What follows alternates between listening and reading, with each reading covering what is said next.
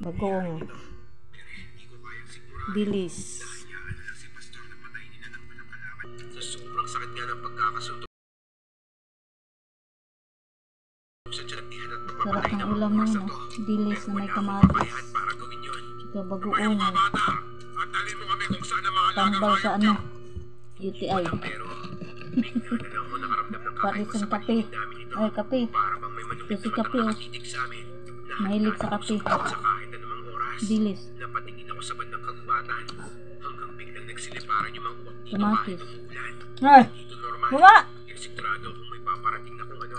Ang sarap ng Ako bata. bagoong kasi ginisa. Na lang ang ulo mo. No. Hindi man lagi ka nag ano. Gaberting pero hindi ko lintana to. Ang mas labis na pinagtutuunan ko ng pansin ay yung malakas na presensya sa paligid namin ito. Dami ang bagoong guys pag Maya-maya ano. pa, Ginisa. ilang mga yabag ng paang narinig ko na mabilis na dumadaan sa amin. Hindi ito pansin ng mga rebelde dahil abala sila sa amin. Hanggang sa isang malaking aso na lang ang nakita ko na nakatayo sa hindi kalayuan namin. Naiitim to at namumula ang mga mata at hindi ordinaryo ang sukat nito. Lahat kami napatingin sa asong to kasi hindi ito isang normal na aso lang na makikita mo lang sa mga kabayan. Maging si Pastor Eddie nito ay nagulat sa malaking aso. Pero nang titigan ko to ng maigi, naisip kong pamilyar sa akin ang itsura Aswang-aswang nito. pinanood. Papaeng, ano pinagsasabi mo? Ang asong bayan ang tinutukoy mo? Ang mga baril nilang kaninang nakatutok sa amin ni Pastor Eddie ay inilipat nila sa nakatayong asong hindi gumagalaw. Sumigaw pa yung isang rebelde nito na hindi na raw sila lugi sa pagbaba nila rito. Dahil mukhang may kaldereta raw silang pupuyutanin mamaya. Agad na nagsitawanan yung mga kasama nito. Pero agad din naman silang tumahimik nang mag-umpisa na maglakad papalapit sa amin ang asong to. Kita ko sa mukha ni Gaberting na tila nakaramdam to ng takot at kabahan. Dilis. Habang ang mga kasama niya ay hindi Kain. alintana ang Hindi. tinapanganib Wala. na nilalang na May to. suka ba ni? Parihin niyo na mga asong Nagwa yan! man. Nakakasura ang pagmumukha!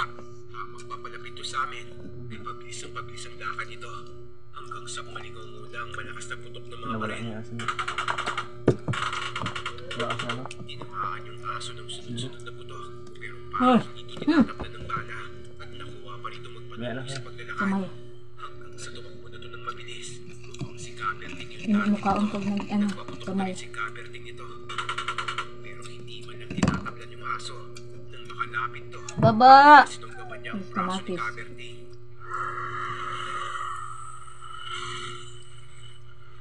Sa lakas ng kagat nito, ay naputol yung malimang kamay nito. Tumalang Gaberting sa tubig na Aklat. nagdagan. Tayo na kaloy, tara na! Dito na ako hinila ni Pastor para tumakas. Pumasok kami sa kapilya at sa bintana na lang kami sumilip. Wala pa rin tigil yung putukan ng baril nito. Pero ang mas nangingibabaw sa mga oras na to ay yung malalakas na panahon ni Gaberting. Dahil nahulog yung baril niya, hinukot niya nito yung itak niya at saka tinaga yung malaking aso. Tinamaan to sa Kung wala ang dibdib, kaya suka. bahagyang tinda niya to. Tagay niyo! Mukhang tinatablan siya ng itak! Hawak-hawak ni Gaberting yung pinagputulan ng kamay niya hanggang sa likunin ng malaking aso yung ibang kasapi ng rebelde. Yung iba'y natutumba na lang sa tuwing kakagatin ng aso. Ani mo yung malalaking budol na pinanggigigilan ng asong mga to. Dinampot ni Gaberting yung baril nito kahit hirap na siya at saka tumakbo para tumakas. Kasi Gaberting, Pastor! Papasok na to sa gubat pero sabi ni Pastor, delikado Nakamutan. kung susundan namin si Gaberting dahil baka atakihin din kami ng malaking aso. Pero sabi ko, mukhang hindi gagawin ng malaking aso yon dahil ang asong yon ay mukhang si Paeng. Ano? Si Paeng ang asong yan? Hindi ako maaaring magkamali, Pastor. Si Paeng lang ang gagawa nito. Habang inaatake ng malaking aso yung mga rebelde, hinamon ko si Gaberting. Dala ko nito yung isipan na ginawa ng taga-sityo namin na ginamit nila para palayasin ang pamilya ni Paeng. Kailangan kong wakasan ang buhay ng rebeldeng pinamon nila. Hindi ako nakita ng mga taong pumasok sa gubat. Dahil sa likod ng kapilya ako dumaan. Nakita ko kagad yung mga bakas ni Gaberting.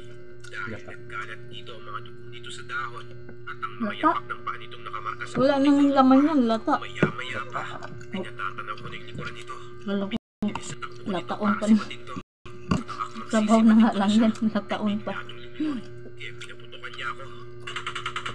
Kaya napatalon ako sa mga damuhan. Pagtayo ko, hindi ko na siya makita nito. Ano ka, Berting?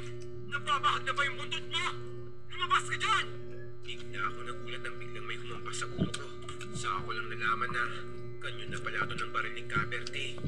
Masyado ka madaldal bata. Hoy! Sinundan mo pa talaga ako rito. Tunay ka ngang matapang. Bagay ka nga maging rebelde. Pero sa pagkakataon na to, hindi na muna kita bubuhayin. Sa susunod na buhay na lang kita isasali. Pero nang akma niya ng papuputukin yung baril, biglang pumaluskos yung damuhan sa paligid. At biglang lumabas ang mabangis na aso.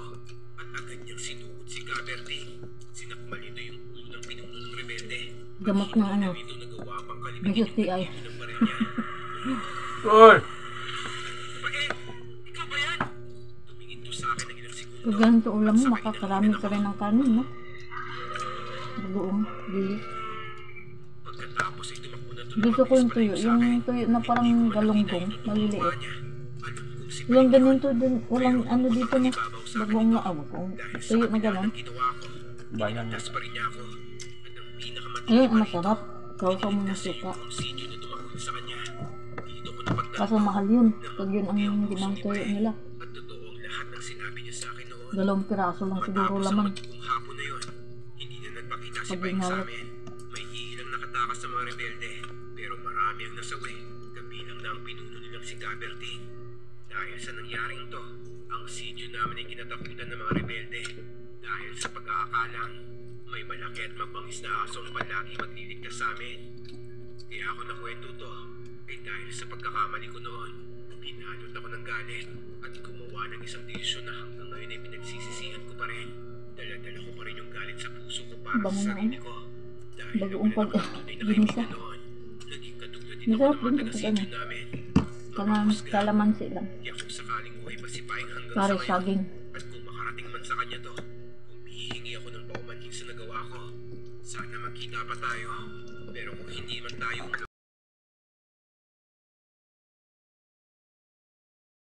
ating sa kayamanang maiiwan ng matanda.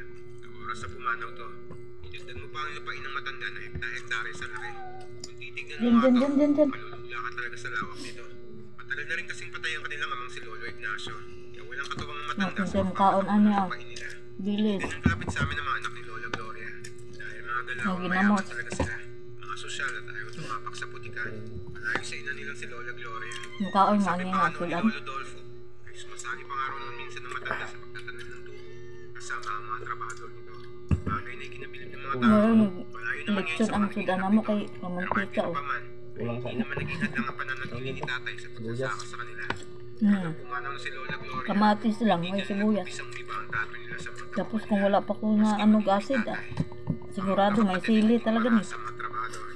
Doon ay may isang Kaya sahod magsud na ano binibigay gano. patuwing anihan. Dilis na, di sili ah. Bawal na rin mahuli sa trabaho kahit saglit lang. Pero sa oras na mangyari yun, ay agad kanilang laban.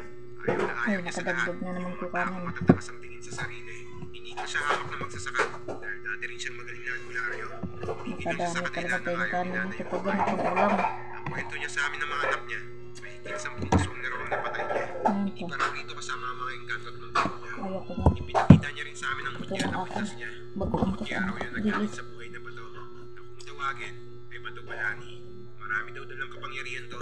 Tulad na hindi ka kayang tabla ng bala, patalim, at kahit anong bagay na makakasugat sa'yo.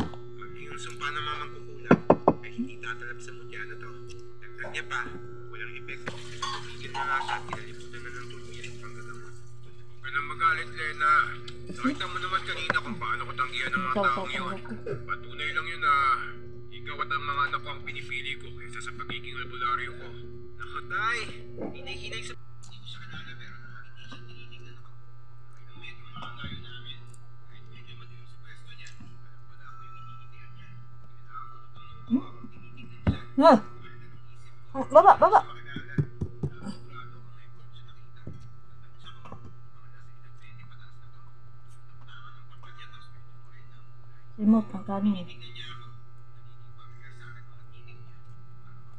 Tapos na. Pag-smell ka mo. Sarap na rin. Tama na to. Tapos na tayo. Tapos na.